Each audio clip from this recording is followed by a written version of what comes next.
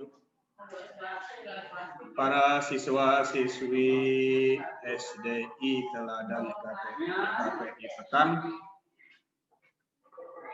mudah-mudahan pada hari ini kita selalu diberikan kesehatan oleh Allah Subhanahu wa Ta'ala.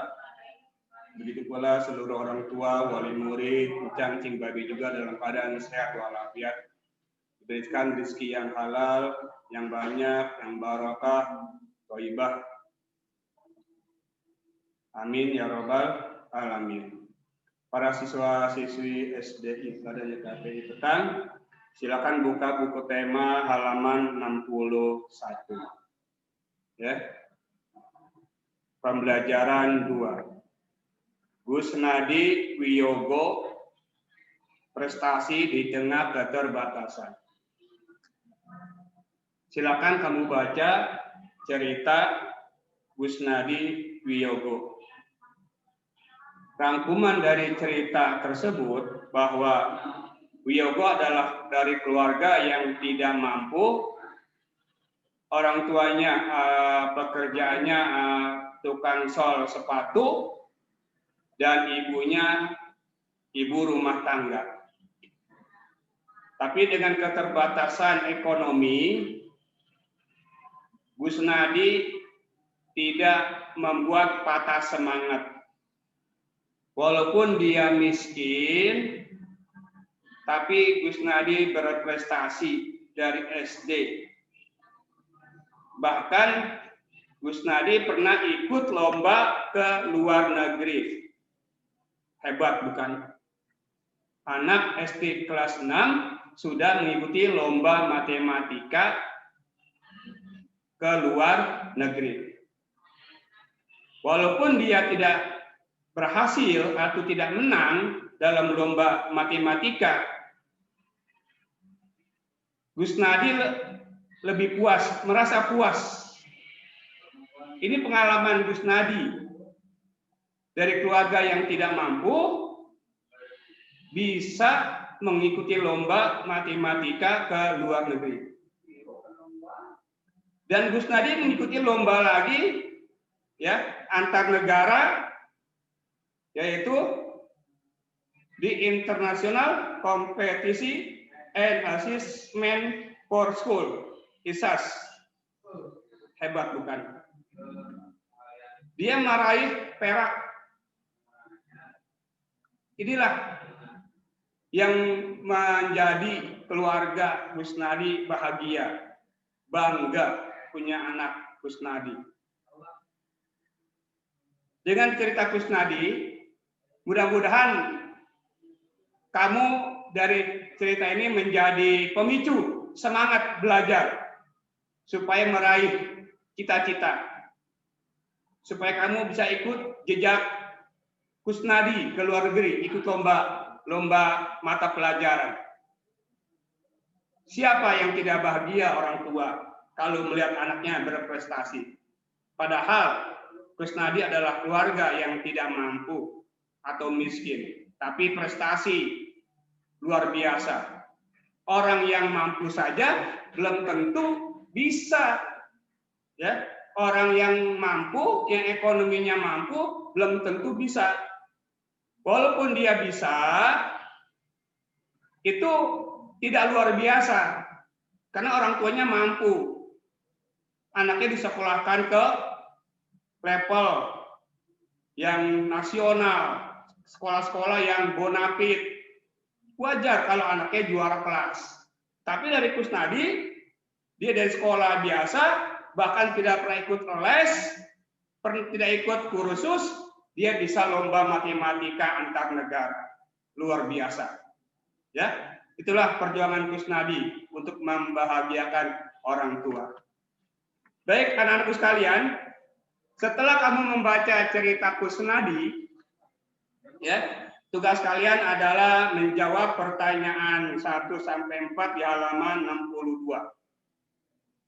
Ya. Nah, lambang Pancasila yang pertama adalah bintang, yang kedua pohon beringin, yang ketiga kepala banteng, dan yang keempat adalah padi dan kapas.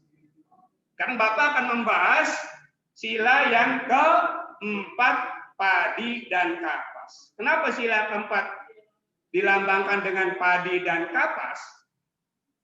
Anak-anakku sekalian, padi dan kapas. Padi adalah setelah diolah menjadi beras. Beras diolah menjadi nasi. Nah, nasi itulah yang menjadi bahan pokok makanan orang-orang Indonesia dari Sabang sampai Merauke. Tetapi ada satu daerah yang nggak makan nasi, makanya sagu ada. Ya, tapi hampir sebagian besar rakyat Indonesia makannya adalah dari padi, ya, menjadi beras, diolah menjadi nasi. Makanya padi dilambangkan sebagai lambang Pancasila yang keempat. Nah, padi yang kedua adalah kapas. Ya, kapas adalah tumbuhan yang bisa diolah menjadi benang. Benang diolah menjadi kain, kain diolah menjadi baju, menjadi celana, menjadi segala-galanya. Yang kita pakai ini asalnya dari kapas. Jadi padi dan kapas tidak bisa dipisahkan. Itulah ya komoditi kekayaan alam Indonesia yang manfaatnya luar biasa.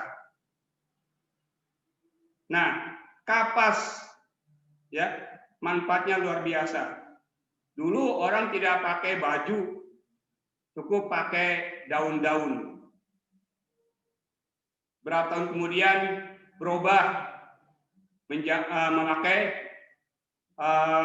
kulit binatang. Sekian tahun kemudian berubah ya menjadi menganyam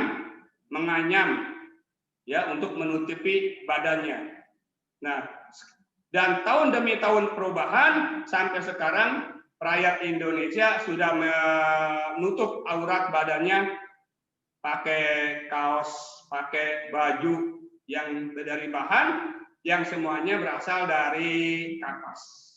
Ya, itulah makanya padi dan kapas dijadikan lambang sila keempat Pancasila kerakyatan yang dipimpin oleh hikmat, kebijaksanaan, dan permusyawaratan dan perwakilan. Nah, anak-anak sekalian, itulah alasan kenapa padi dan kapas dijadikan lambang sila keempat. Mudah-mudahan anak-anak sekalian semuanya sudah pada paham, sudah pada ngerti, ya.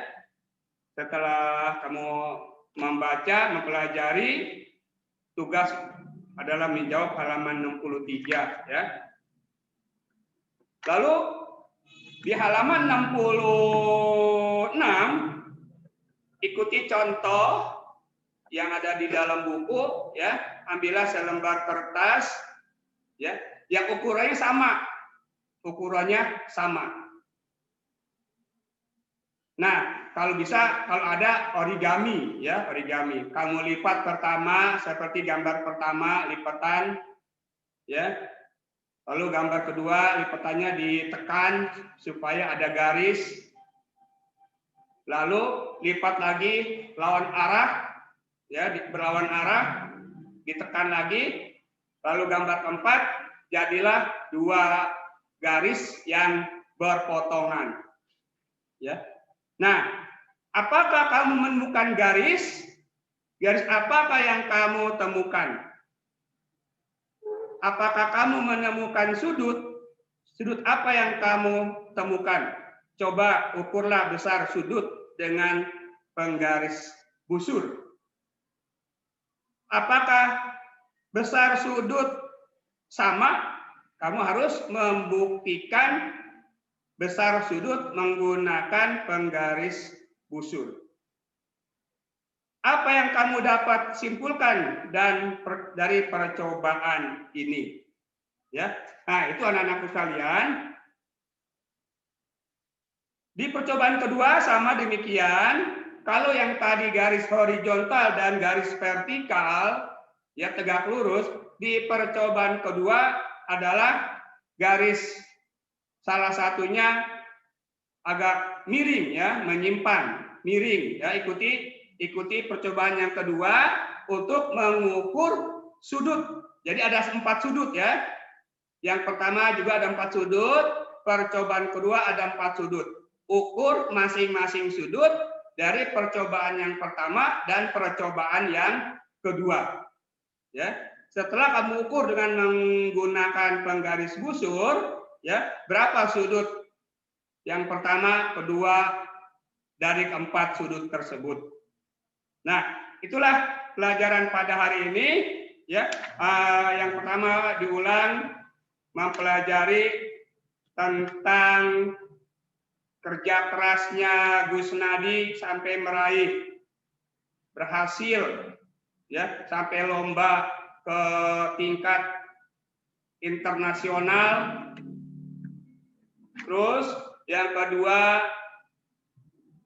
manfaat padi dan kapas sehingga dijadikan lambang sila keempat dari Pancasila.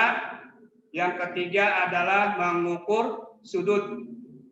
Nah, demikianlah pembelajaran pada hari ini. Mudah-mudahan anak-anak semua paham, ya,